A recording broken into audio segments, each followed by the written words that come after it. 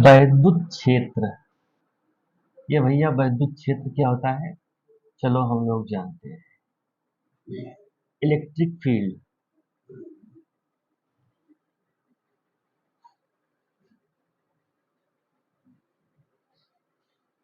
Electric field तो वैद्युत क्षेत्र है जहां पर वैद्युत बल का अनुभव जहां तक किया जाएगा उसी को हम लोग वैद्युत क्षेत्र बोलेंगे।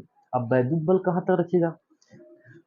किसी आवेशित कण को, किसी आवेशित कण के चारों ओर का वह क्षेत्र, ये देखो चारों ओर है का वह क्षेत्र जहां पर किसी दूसरे आवेशित कण को, अगर दूसरा आवेशित कण यहां पर रख दें तो इस कण के ऊपर जो वैद्युत बल लगेगा उसी वैद्युत बल को हम लोग वैद्युत क्षेत्र बोलते हैं। उसी वैद्युत बल की एरिया को वैद्युत क्षेत्र बोलते हैं।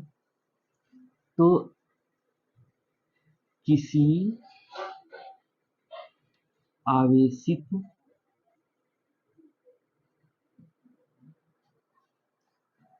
कण के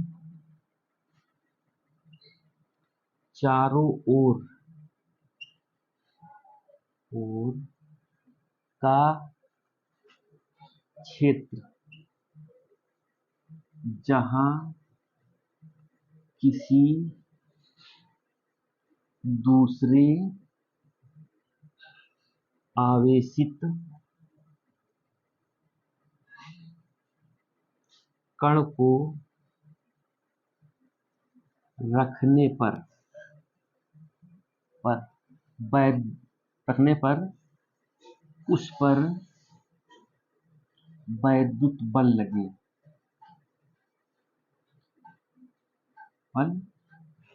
लगे वैद्युत क्षेत्र कहलाता है।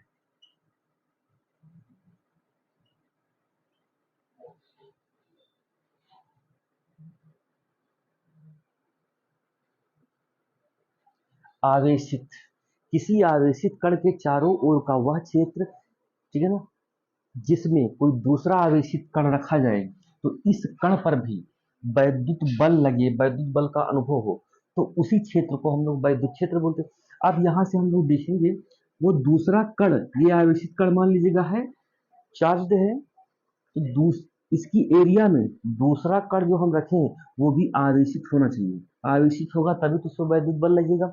मान लीजिएगा अगर यहाँ पर बिजली चल रही है, आवेशित कण है, दूसरा अगर जो हम यहाँ पर सूखी लकड़ी रख दें, सूखी लकड़ी, तो इसके ऊपर वैद्युत बल तो लगेगा नहीं।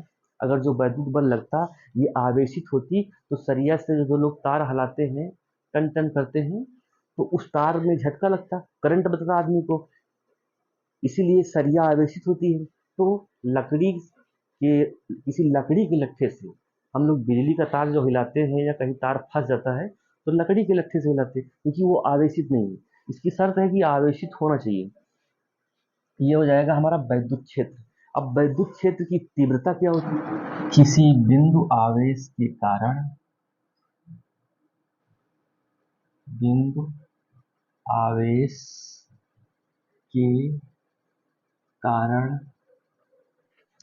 ये माना कोई बिंदु O है, ठीक है ना, जिस पर प्लस क्यू आवेश स्थित है। कोई बिंदु O है जिस पर प्लस क्यू आवेश स्थित है। इस बिंदु से r मीटर की दूरी पर एक बिंदु, अन्य बिंदु है P पर इस बिंदु प्लस क्यू आवेश के कारण उत्पन्न वैद्युत क्षेत्र जो है वो क्यू नॉट है, क्यू नॉट, ठीक है ना। प्लस क्यू आवेश के कारण बिंदु P पर उत्पन्न वैद्युत क्षेत्र क्यू नॉट है, जिसकी O बिंदु से दूरी r मीटर है, ठीक है, O बिंदु से दूरी r मीटर है। और इस बिंदु पर बल F, हमें इस बिंदु पर बल F लगता है, कोई बल F लगता है। तो इसमें हम किस तरीके से देखो थोड़ा सा लिखेंगे और जो हमने बनाया है उसी हिसाब से लिखेंगे। क्या लिखेंगे? प्लस क्यू आवेश, ये देखो प्लस क्यू आवेश है, ये ऐसे माध्यम में स्थित है। प्लस क्यू आवेश ऐसे माध्यम में स्थित है जो बनाए वही लिखना है। ऐसे माध्यम में स्थित है, अपनी भाषा स्थित है। प्लस क्यू आवेश ऐसे माध्यम में स्थित है जिसका परावैद्युतांक ऐसे माध्यम में स्थित है और बिंदु O पर भी स्थित है। प्लस क्यू आवेश ऐसे माध्यम में स्थित है, और थोड़ा सा हम इसको सजा देते हैं। प्लस क्यू आवेश ऐसे माध्यम में बिंदु O पर स्थित है, बिंदु O पर स्थित है, जिसका परावैद्युतांक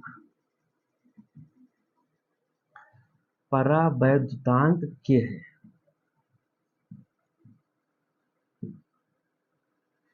K है। देखो, परावैद्युत वे पदार्थ होते हैं जो विद्युत रोधी होते हैं, अपने से होकर के विद्युत को क्रॉस होने नहीं देते हैं, वो परावैद्युत पदार्थ कहलाते हैं। अब परावैद्युत पदार्थ कौन कौन से हैं? जैसे मोम है, कांच है, ठीक है ना, तेल है, ये सब परावैद्युत पदार्थ हैं। और इन्हीं का जो एक अंक होता है, मान होता है, उसको परावैद्युतांक बोलते हैं। परावैद्युतांक एक मान होता है भाई, उसका कुछ अंक होगा, ठीक है ना। ये लोग अपने से होकर के बिजली को क्रॉस होने नहीं देंगे, परावैद्युत पदार्थ कहलाते हैं। जैसे कांच, मोम और तेल। और निर्वात में जो परावैद्युतांक के होता है उसका मान 1 होता है। अभी इसमें आगे काम आएगा वो। तो प्लस क्यू आवेश ऐसे माध्यम में बिंदु O पर स्थित है जिसका परावैद्युतांक K है। प्लस क्यू आवेश से R दूरी, देखो R दूरी पर स्थित बिंदु P है ना, R दूरी पर स्थित बिंदु P, और इस बिंदु P पर बिंदु P R दूरी पर स्थित बिंदु P पर वैद्युत क्षेत्र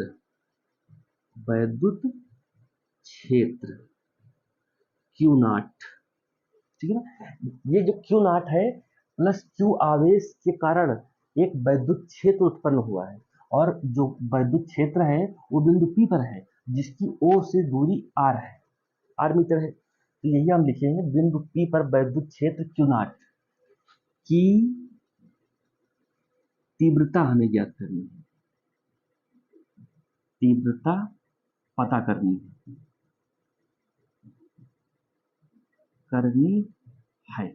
ठीक है ना। बिंदु P पर F बल, ठीक है ना, तीव्रता पता करनी है। अब यहां से लिखेंगे प्लस क्यू आवेश के कारण, प्लस क्यू आवेश के कारण Q नॉट पर लगने वाला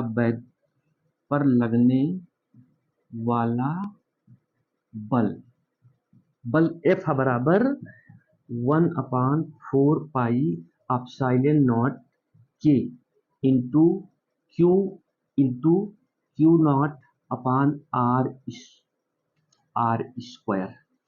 ये हो जाएगा हमारा। ये हमने पहली क्लास में फार्मूला जनरेट किया है। बल F बराबर 1/4 pi epsilon naught K into Q1, यहाँ पर हमने Q रखा है plus Q into q naught upon R square. ये हो जाएगा। अब यहाँ से फिर हम देखेंगे, आंखों में पानी आ रहा है, झेलना दिल को पड़ रहा है।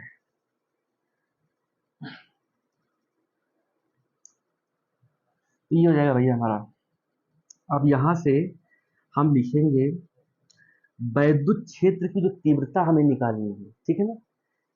इसी जो P बिंदु पर F बल लगता है, और इसी बिंदु P पर वैद्युत क्षेत्र की तीव्रता निकालनी।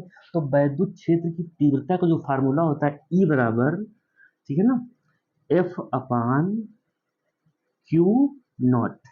ये हमने इसके पहले जस्ट अभी बताया है। वैद्युत क्षेत्र की तीव्रता होगी E equal to F upon q naught. अब देखो यहाँ से F बराबर है 1/4 pi epsilon naught K into q naught upon R square. तो जहाँ पर F है उस जगह पर हम रख देंगे 1/4 पाई एप्सिलॉन नॉट के into Q1 into Q0 upon R square, यहाँ रखेंगे। देखो भाई, अगले स्टेप में इम्प्लाइज दैट करके लिख रहे हैं। एफ की जगह पर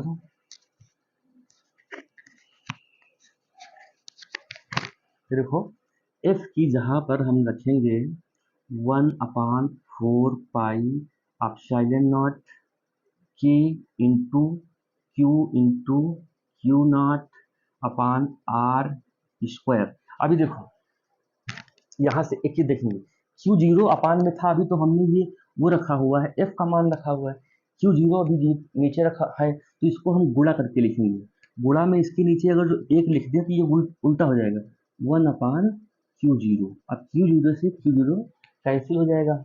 यहाँ से हमारा बचेगा E बराबर बचेगा 1/4 पाई एप्सिलॉन नॉट के into Q upon R square. यहाँ पर देखो Q0 से Q0 कट गया, इसको चाहे Q0 बोलो, चाहे Q0 बोलो, चाहे Q0 बोलो, ठीक है ना, जो मर्जी है वो बोलो। तो यहाँ से हमारा बचा Q बचा, यहाँ से हमारा बचा Q।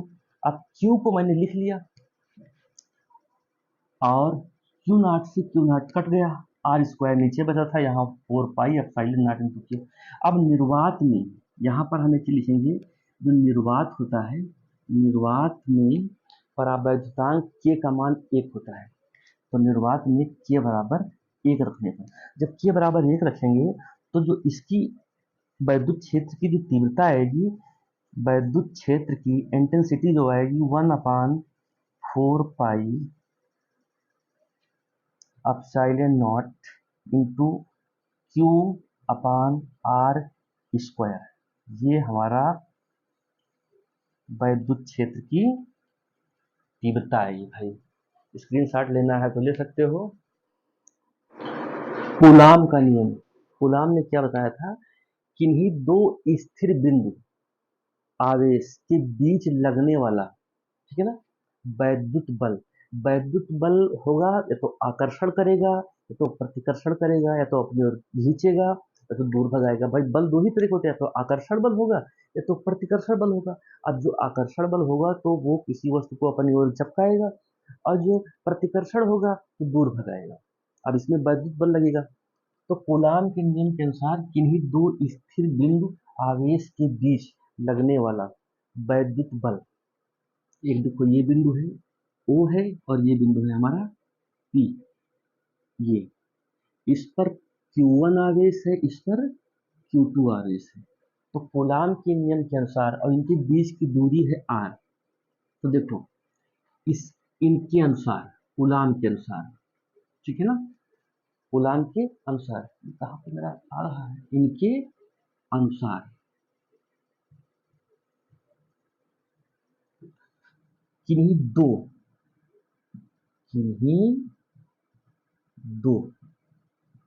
स्थिर बिंदु है, स्थिर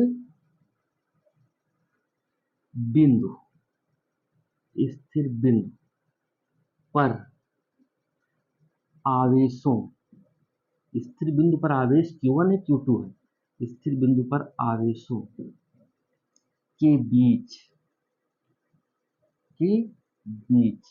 लगने वाला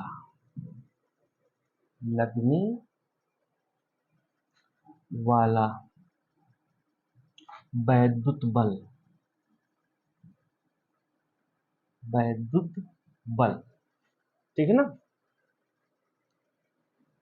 वैद्युत बल, या हम लिख सकते हैं आकर्षण, या तो वैद्युत बल या तो आकर्षित करेगा या तो प्रतिकर्षित करेगा, प्रतिकर्षण। किन्हीं दो स्थिर बिंदु आवेशों के बीच लगने वाला वैद्युत बल, ठीक है ना, वैद्युत बल आवेशों के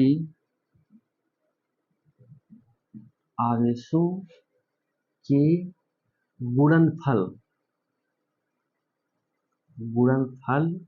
के अनुक्रमानुपाती होगा,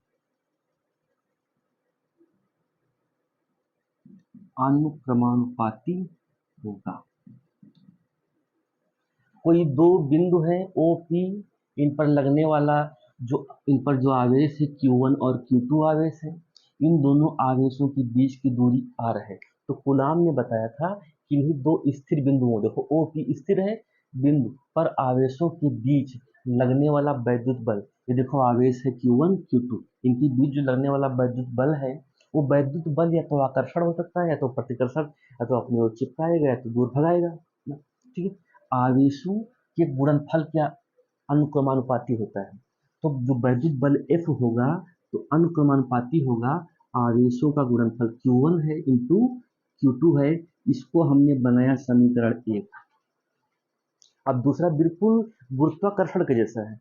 अब दूसरा क्या होगा, फिर यही बल इनके बीच की दूरी, देखो इनके बीच की दूरी कितनी है, r है, के वर्ग का व्युत्क्रमानुपाती होता है। वर्ग व्युत्क्रमानुपाती कोई चीज लिखी हुई है 1/4/2 लिखा हुआ है, इसका व्युत्क्रमानुपाती कैसे होगा, इसको उल्टा कर दो, 2/4, ये व्युत्क्रमानुपाती हमारा बन जाएगा। इतना हो गया। अब यहां से फिर हम देखेंगे यही जो बल है इनके बीच की दूरी के वर्ग के व्युत्क्रमानुपाती होगा, तो बीच की दूरी r है, इसका वर्ग करेंगे तो इसका वर्ग उल्टा कर देंगे, व्युत्क्रमानुपाती मतलब r स्क्वायर, 1/r² हो जाएगा। इसको समीकरण 2 बना लें। अब समीकरण 1 और 2 को जो हम मैच करें, लेफ्ट साइड दोनों का बराबर है तो हम राइट बराबर कर लेंगे, यहाँ पर लिखेंगे 1 व 2 से, समीकरण 1 और 2 को हम मिला दें तो हो जाएगा F, ठीक है ना, अनुक्रमानुपाती हो जाएगा Q1 into Q2 upon r², ये जाएगा। और जैसे अनुक्रमानुपाती का सिंबल हटाएंगे तो एक यहाँ पर हम नियतांक लगाएंगे और वो नियतांक होगा नियतांक के लगाएंगे, F बराबर के Q1 into Q2 upon r²। ये इतना है भाई, नोट करना चाहो तो नोट कर लो, फिर आगे बताते हैं।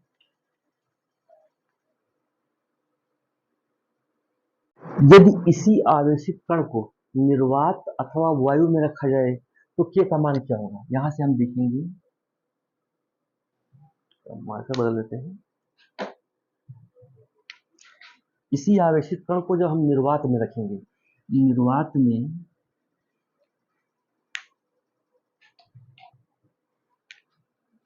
देखो, निर्वात के लिए, निर्वात के लिए जो के बनेगा, के का मान 1 हो जाएगा। सॉरी, निर्वात के लिए हम जब इसको निर्वात में रखेंगे तो के बराबर हमारा हो जाएगा 1/4 पाई एप्सिलॉन नॉट, ये निर्वात में रखेंगे तो यहाँ पर F बराबर हमारा क्या हो जाएगा 1/4 पाई एप्सिलॉन नॉट इंटू, ये इंटू है, के जगह पर हमने 1/4 पाई एप्सिलॉन नॉट रखा into Q1 into Q2 upon r², ये हमारा बना पूरा formula. F equal to 1/4 pi epsilon naught into Q1 into Q2 upon r²।